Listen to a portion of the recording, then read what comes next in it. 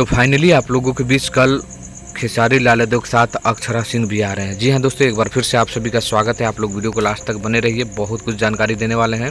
दोस्तों सबसे पहले तो आप लोगों को बता दें कि कल पटना में इवेंट है, जो खेसारी लाल यादव का गाना आ रहा है कमर डैमेज, वो आराध्या फिल्म से, तो आप लोग तैयार रहिएगा।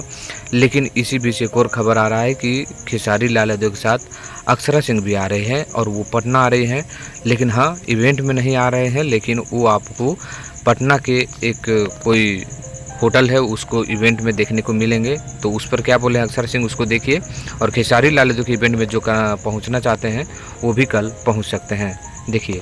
Hello everybody, this is Akshara Singh और मैं आ रही हूँ अपने शहर पटना, इंडिया की fastest growing pizza chain pizza wings के ग्रैंड ओपनिंग सेरेमनी में 25 अगस्त को दिन 12 बजे। आप लोग भी आना मत भूलिएगा। रामनगरी मोड़, आशियाना, पटना में। आप लोगों से होगी मुलाकात। See you all there, love you all.